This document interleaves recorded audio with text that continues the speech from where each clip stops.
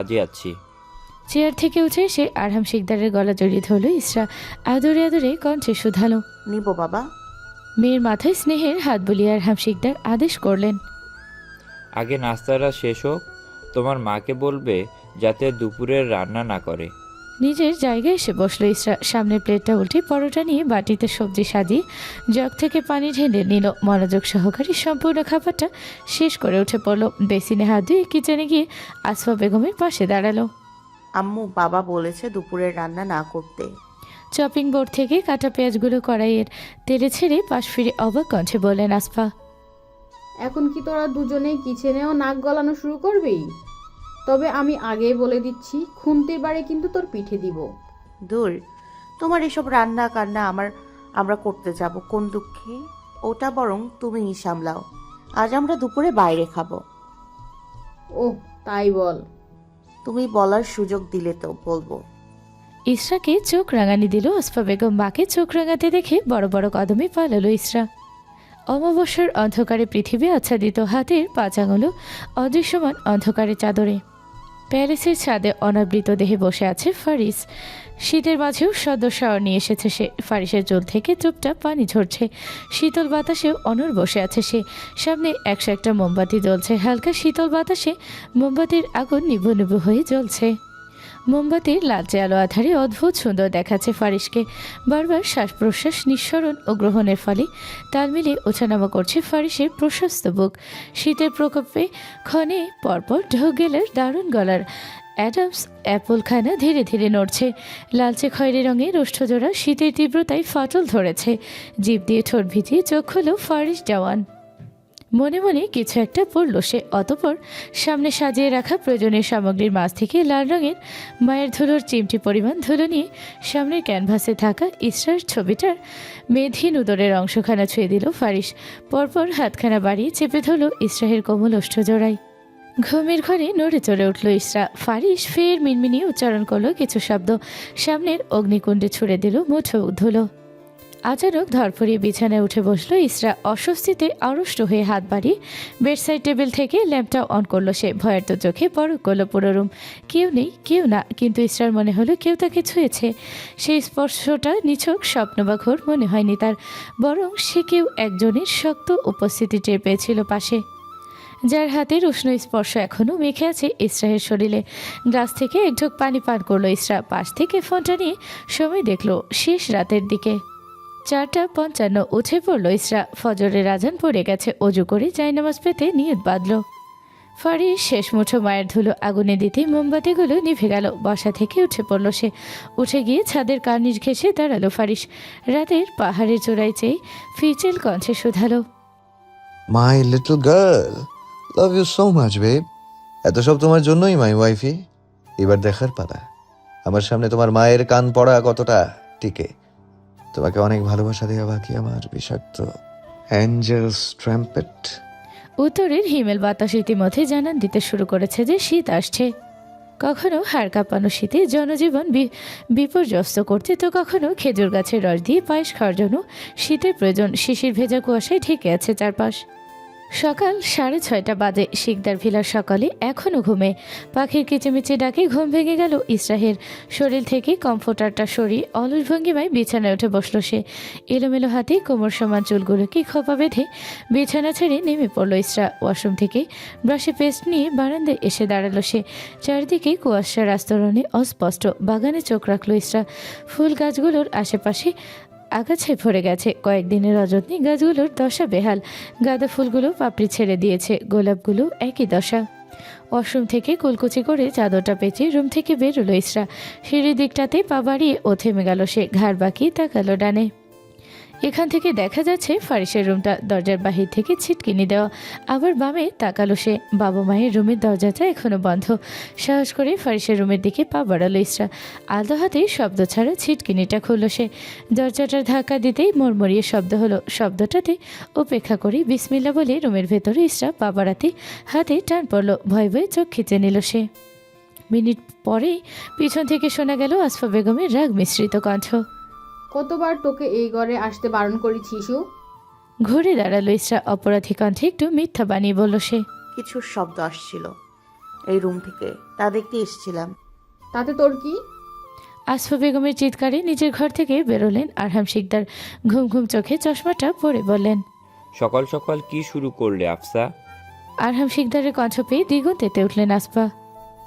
হ্যাঁ, এখন তো সব দোষ আমার। তোমার মেয়ে সাধু। হয়েছেটা কি? না বললে বুঝবো কিভাবে যে কে সাধু আর কে অসাধু? আরহাম শিকদারের কথায় হেসে উঠল ইসরা। ফের মায়ের মুখের দিকে তাকিয়ে সে গম্ভীর হয়ে উঠল, অবাক কণ্ঠে প্রশ্ন করল। কিন্তু ফারিস জওয়ান তো এই ঘরে এখন আর থাকে না আম্মু। উনি চলে গেছেন যে আজ 12 বছর পেরিয়েছে। তবু এত সাবধানতার কারণ কি? ইসরা হক, আম্মু, আমি সত্যিই ক্লান্ত তোমার এত সব বাধা নিয়মে। জেনেই তার ঘরে আসাও নাকি নিষেধ। ফারিস থাকলে এক কথা ছিল।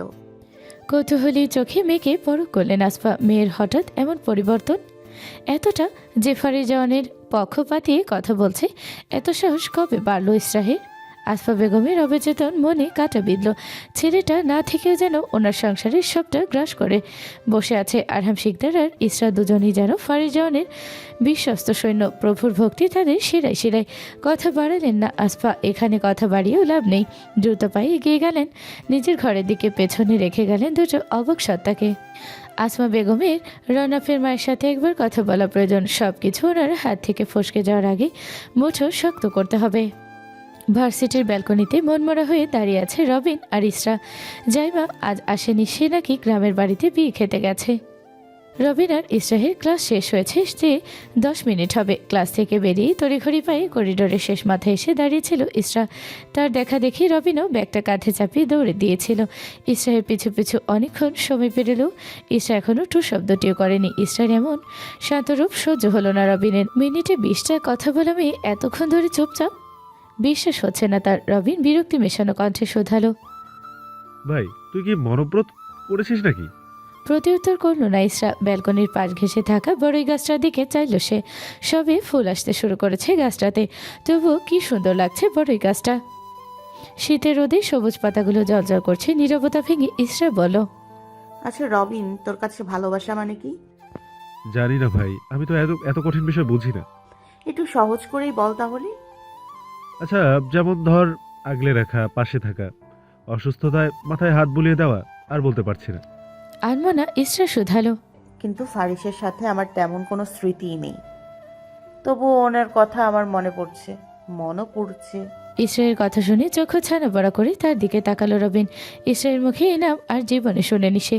তার জানা মতে ইসরায়ের ডিকশনারিতে প্রেম ঘটিত কোনো বিষয় নেই। কৌতূহল না দমিয়ে প্রশ্ন করলো রবিন। এই ফারিস আবার কি? তোর মুখে এই নাম তো এর আগে কখনো শুনিনি। রবিনের প্রশ্নে চুপ হয়ে গেল ইসরা। সৎ ভাই বলবে নাকি স্বামী? কি তার পরিচয়? দ্বিধায় পড়ে গেল ইসরা। হাঁসফাঁস করে উঠল সে। তাদের সম্পর্কের সমীকরণটা এত জটিল হতে গেল কেন? সবার মতো সহজ হলে পারত না? ফারিস জওয়ান দেশে থাকলে কি এমন ক্ষতি হতো? সে কি পারত না ফিরতে? আক্ষেপে বুকে জ্বালা ধরল ইসরাহের।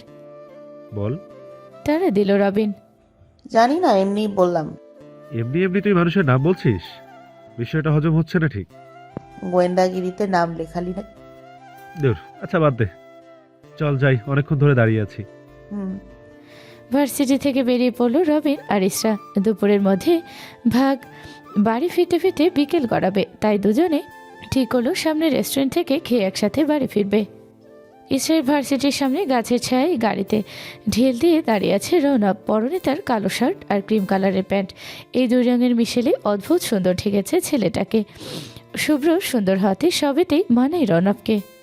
শার্টের পিঠের অগ্রভাগ ঘামে ভিজে চুপচুপে হয়ে গেছে। পকেট থেকে রুমালটা বের করে মুখটা মুছে নিল রৌনক। মেয়েটা আজ আর ভার্সিটি থেকে বেরোবে না নাকি? কতক্ষণ ধরে দাঁড়িয়ে আছে সে? আকাশের দিকে তাকিয়ে মুগ্ধ কণ্ঠে রৌনক শুধালো। ও রব, আপনার মুনতাসির বান্দিকে আল্লাহর ওয়াস্তে আমার সাথে দেখা করিয়ে দিন। আর যে দাঁড়িয়ে থাকতে পারছি না। আকাশ থেকে চোখ নামিয়ে সামনে তাকাতে চোখাচোখি হলো ইসরা আর রনফের। খুশিতে চিকচিক করে উঠল রনফের দু চোখ। রাস্তা ক্রস করে সোজা ইসরার সামনে এসে দাঁড়ালো সে। রনফ দাঁড়াতেই ভূত দেখার মতো চমকে উঠল ইসরা। সে কিছু বলবে তার আগে রনফ শুধালো। কেমন আছেন সাহেবা? অপ্রস্তুত কণ্ঠে ইসরা জবাব দিল। ভালো ভালো, আপনি? আলহামদুলিল্লাহ। তা আপনি হঠাৎ এখানে? তোমার সাথে দেখা করতে এলাম। ও, পূর্ণ দৃষ্টিতে ইসরাকে একবার দেখল রনব। সাধারণ একটা মেয়ে, তবুও কি অসাধারণ সুন্দর দেখাচ্ছে তাকে। পরপর মুচকি হেসে মাথা চুলকে রনব শুধালো, সামনে একটা রেস্টুরেন্ট আছে, চলো বসে কথা বলি, সাথে একটু কিছু খাওয়াও হলো। সকালে পর থেকে আর কিছু খাওয়া হয়নি কাজের চাপে। ইসরা চুপ করে পাশে দাঁড়ানো রবিনের দিকে চাইল। গর্ধবটা অবাক চোখে সব দেখছে, কিছুই বুঝতে পারছে না। মৌনতা কাটিয়ে ইসরাকে প্রশ্ন করলো রবিন। তুই যাবি ইস্যু? আমি তাহলে রবিনের বাকি কথা শেষ করার আগে তার মুখ থেকে কথা কেড়ে নিল রনব। স্নেহের কণ্ঠে আদেশ দিল, তুমিও আসো ভাইয়া, মুনতাসির কমফোর্ট ফিল করবে। কথা শেষের আগে আগে হাঁটা ধরল রনব। পকেট থেকে গাড়ির চাবিটা বের করে নিল সে। ইসরাও পা বাড়ালো রনবের পেছনে, কিন্তু তার ব্যাগ টেনে ধরল রবিন। নিচু কণ্ঠে প্রশ্ন করলো, এই ছেলেটাই ফারিস? না, তাহলে কে? আম্মু ঠিক করা পাত্র। শয়তানি হাসি দিল রবিন। নেভি ব্লু শার্টটার ঘাড় উঁচিয়ে শুধালো, ওরে চল চল, আজ তাহলে ছেলেটার পকেট ফাঁকা করার দায়িত্ব আমার, মুত্তাসির। জড়সড় অবস্থায় সোফায় বসে আছে ইসরা। বিকাল 5টা বাজে। কিছুক্ষণ পরেই মাগরিবের আজান পড়বে। ইসরায়ের সামনে টি টেবিলের উপর আতিফা বেগম বিয়ের শাড়ি আর গহনাগুলো মেলে রেখেছেন। ওনার পাশে বসেই আসফা বেগম বেনারসি শাড়িটা উল্টে পাল্টে দেখছেন। দেখা শেষে গদগদ হয়ে তিনি শুধালেন, মেরুন রংটাতে ইস্যুকে দারুণ মানায় আপা। আর রনফের শেরওয়ানিটা কি রঙের? আতিফা হাসলেন। গর্বের সহিত বললেন তিনি, সাদা রঙের শাড়িটা আপনার সত্যিই পছন্দ হয়েছে আপা? জি। আতিফা বেগম ঘুরে এবার ইসরাহের দিকে ফিরলেন। ওনার মুঠোয় ইসরায়ের হাত জোড়া নিয়ে অময় হেসে বললেন, তোমার সব পছন্দ হয়েছে মা? তোমার মা কল দেওয়ার পর রাউনাফ নিজে সকালে শপিংয়ে গিয়ে সব দেখে দেখে পছন্দ করে কিনে এনেছে। আমাকে যেতে বলেছিল, কিন্তু আমারও তো সময় কই। আসফা বেগম হেসে শুধালেন, রনফের পছন্দ আছে বলতে হবে। ভাই সাহেবকে একটু ডাকেন আপা, বিয়ের দিন তারিখটা নিয়ে কথা বলে এরপর আমাদের উঠতে হবে। সন্ধ্যা পড়ে এলো বলে। ইসরা দাঁড়িয়ে পড়ল। মাথাটা ধরে এসেছে তার। এখানে বসে থাকতে ইচ্ছে হচ্ছে না। ইসরা নম্র কণ্ঠে বলল, তুমি বসো মা, আমি বাবাকে ডেকে দিচ্ছি। ইসরা যেতে আবার গয়না দেখায় ব্যস্ত হয়ে পড়লেন আতিফা আর আসফা। কোন শাড়িটা কোন দিন পরবে সেটাও ঠিক করে নিল তারা। রাত একটা। নিস্তব্ধ প্রকৃতি। দূরে কোথাও বন্য নেকড়েরা ডেকে চলেছে দল বেঁধে। বরফের আস্তরণে রনে পথঘাট সব অস্পষ্ট। লাল নীল হলুদ সহ বিভিন্ন রঙের আলোয় মুখরিত হয়ে আছে বার। সাউন্ড সিস্টেমে মাঝারি সাউন্ডে ইংলিশ গান বাজছে তার তালে তালে। অশালীন পোশাক পরে কোমরে দুলাচ্ছে কিছু আমেরিকান তরুণী বার ডান্সার, আর তা উপভোগ করছে বাড়ির সকলে। বাড়ির শেষ কর্নারে সামনাসামনি বসে আছে ফারিস জওয়ান আর আরসালান আতাকুল। আরসালানের পেছনে দুজন গার্ড দাঁড়িয়ে, দুজনের হাতেই বন্দুক ধরা। আরসালান আর ফারিসের হাতে দু গ্লাস ড্রিঙ্কস। সেখানে সামনে সেন্টার টেবিলের উপর চিপস আর বারবিকিউ চিকেন রাখা। বাম হাত বাড়িয়ে আরসালান এক চুমুক অ্যালকোহল পান করে। তাকালো ফারিসের দিকে, যে কিনা মনোযোগ সহকারে বাড়ির চারপাশটা পরখ করছে। ফারিসের উদ্দেশ্যে আরসালান অফার করলো, Give me the racing track in return. As many dollars as you want will enter your account. Faris অকপটে বলল। Give me your blood.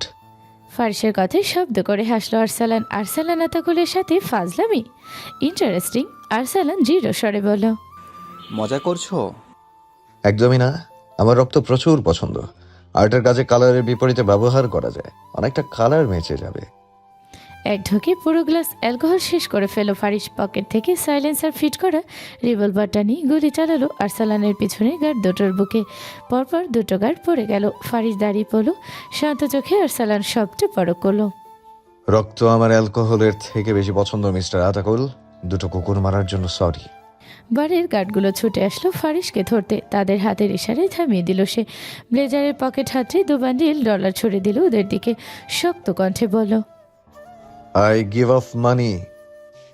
Color it all up. Otherwise, I will make a picture of all the pieces and hang them on the wall. বড় বড় পায়ে বার থেকে বেরিয়ে গেল ফারিস। গার্ডগুলো ছুটে এসে লাশ দুটো সরিয়ে ফেল। অন্য একজন গার্ড গিয়ে সিসিটিভি ফুটেজটা ডিলিট করে দিয়ে এলো। সব ঠিক হতেই আবার গান বেজে উঠলো সাউন্ড বক্সে। রমরমা হয়ে উঠলো মিডনাইট বারটা, যেন এইমাত্র এখানে কিছুই হয়নি। পাহাড়ের শুনশান নিরাপত্তার বুক চিরে দাঁড়িয়ে থাকা কালো প্যালেসটার সামনে এসে থামলো একটা কালো মার্সিডিজ। ফারিস দরজা খুলে বেরোলো গাড়ি থেকে। প্যালেসের গেটটা খুলে গাড়িটা ঢুকিয়ে ফিরতে বন্ধ করে দিল। গাড়িটা গ্যারেজে রেখে ফারিস শীষ বাজাতে বাজাতে এগোলো প্যালেসের ভেতরে। তার মধ্যেই তার ফোনটা বেজে উঠল। রিসিভ করতে অপর পাশ থেকে আরহাম শিকদারের কণ্ঠটা শোনা গেল। হ্যালো। বাবার কণ্ঠ পেয়ে তীক্ষ্ণ কণ্ঠে ফারিস বলল। বলো। চেঁচিয়ে উঠলেন আরহাম শিকদার গম্ভীর কণ্ঠে রাগী গলায় শুধলেন। তোমার কি মনে হয় না ফারিস, এইবারে তোমার দেশে ফেরা উচিত? বাবার রাগী কণ্ঠে পাত্তা দিল না ফারিস। তার ছেলের কণ্ঠে উত্তর দিল সে। আমি ফিরবো কি ফিরবো না তা আপনি জেনে কি করবেন? আমি তোমার বাবা হই ফারিস, যথেষ্ট অধিকার আছে তোমার ব্যক্তিগত বিষয় সম্পর্কে জানার। তাহলে কি তোমাকে বাসর রাতের কথাও বলা রাখবে নাকি? ছি মিস্টার শিকদার, আপনার লজ্জা করবে না? যতই হোক আপন ছেলে আর সৎ মেয়ের বাসরের কাহিনী শুনবেন। ওসব বলতে পারবো না আমি, এতটুকু লজ্জা আমার অবশিষ্ট আছে। থতমত খেলেন আরহাম শিকদার। এই নির্লজ্জ ছেলেটা নাকি তার। ফারিসের মা থাকলে আজ ঘরে ফিরে তিনি সত্যি এই প্রশ্ন করতেন, এমন ইতর ছেলে কোথা থেকে ধরে এনেছে, নাকি ডেলিভারির সময় হাসপাতালে বদলা বদলি হয়ে গেছে। ভাবনা রেখে আরহাম বললেন। ফাজলামি বাদ দাও, কবে দেশে ফিরবে? যদি সত্যি ইসরাকে চাও তবে 1 সপ্তাহের মধ্যেই টিকিং বুকিং করে দাও। আজ বৃহস্পতিবার, সোমবারে ইসরার বিয়ে, সময় মাত্র 4 দিন। উত্তর দিল না ফারিস। কলটা কেটে দিল সে। মিনমিনিয়ে ফারিস বলল। কখন না আবার আবদার করে বসো, আবার বাসর রাতের কথাও তোমাকে বলা লাগবে। তোমার আর তোমার বুড়ো বউয়ের কারণে আমার বাসরটা ঝুলে আছে। ব্লেজারটা গা থেকে আলগা করে বিছানায় নিক্ষেপ করলো। ব্যস্ত হাতে এয়ার টিকিটটা কনফার্ম করে শর্টার শুয়ে পড়ল ফারিস। কালকে টিকিট বুকিং করেছে সে। বাংলাদেশ পৌঁছাতে পৌঁছাতে শনিবার। মাথার ভেতরে সব গুছিয়ে পরম শান্তিতে চোখ বুঝল ফারিস। আর অল্প সময়ের ব্যবধান, তারপর তার লিটল গার্ল তার বুকে থাকবে। 12 বছর ধরেই জমা হওয়া সব অভিমান অভিযোগ এই বুকে মুখ গুজে কেঁদে উসুল করবে। ভাবতে শরীর শিউরে উঠল ফারিসের। বুক পাঁজরটা ধরফড়িয়ে উঠল। আমার লিটল গার্ল কেবল ফারিস জাওয়ান শিকদারের ওয়াইফ ইশরা জাওয়ান। সূর্যের আলোর রশ্মি চোখে পড়তে ঘুম ভেঙে গেল ফারিসের। বেড হাতড়ে ফোনটা নিয়ে দেখলো কয়টা বাজে। সবে 7টা বাজে। দুপুর 12টার তার ফ্লাইট। বেড থেকে নেমে পড়লো ফারিস। কাবার থেকে টাওয়েল আর ট্রাউজার নিয়ে ওয়াশরুমে ঢুকে পড়লো সে। ওয়াশরুমের আয়নার সামনে এসে দাঁড়ালো ফারিস। ডান হাতে বেসিনে চেপে বাম হাতে থুতনিটা ধরে এদিক ওদিক ঘুরিয়ে মুখটা বড় করলো সে। নাকের ওপর কিছুটা ব্ল্যাক হেডস জমেছে। ড্রয়ার থেকে ব্ল্যাক মাস্কটা নিয়ে নাকে আর কপালে মাখলো ফারিস। পরপর ইলেকট্রনিক ব্রাশটাতে পেস্ট নিয়ে দাঁত মেজে মাস্কটা উঠিয়ে শাওয়ারে গেল সে। ঘণ্টাখানিক সময় নিয়ে শাওয়ার নিল ফারিস জাওয়ান। পায়ের নখ থেকে শুরু করে মাথার প্রতিটি চুল খুব ভালোভাবে পরিষ্কার করে তবেই থামল সে। কালো ট্রাউজারটা পরে বেরিয়ে এলো রুমে। ড্রেসিং টেবিলের সামনে দাঁড়িয়ে হেয়ার ড্রায়ার দিয়ে চুলগুলো শুকিয়ে নিল। ফের কাবার থেকে পোশাক আর ট্রলি ব্যাগটা বের করে নিল। বেডের উপর জিনিসগুলো রেখে বইয়ের বড় সেলফটার দিকে এগিয়ে গেল ফারিস। সেলফ জুড়ে থরে থরে ইংরেজি, বাংলা, উর্দু ভাষায় উপন্যাস, সাইকোলজিক্যাল, প্যাথোলজিক্যাল সহ বিভিন্ন জাদুবিদ্যার বই। উপরে তাকটাতে হাত বাড়িয়ে উর্দু আর ইংরেজি কটা উপন্যাসের বই নিয়ে নিল ফারিস। আর্টের পাশাপাশি বই পড়াটাও ফারিসের প্যাশন। মাঝে মধ্যেই নদীর ধারে বসে বই পড়ে সে। প্রতিদিনের তুলনায় আজ রোদটা ধরণীতে একটু বেশি তেজ ছড়াচ্ছে।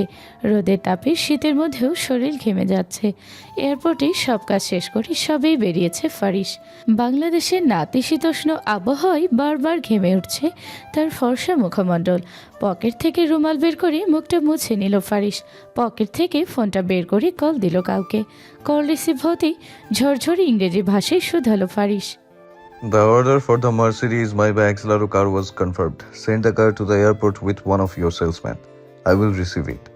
হাত ঘড়িতে সময়টা দেখে পুনরায় ফোনটা পকেটে রেখে দিল ফারিস। আধা ঘন্টা পর একজন সেলসম্যান ফারিসের কার্ডটা নিয়ে পৌঁছালো এয়ারপোর্টে। গাড়ির চাবিটা হাতে নিয়ে পকেট থেকে 1000 টাকার 5টে নোট সেলসম্যানের হাতে ধরিয়ে দিয়ে ড্রাইভিং সিটে গিয়ে বসলো ফারিস।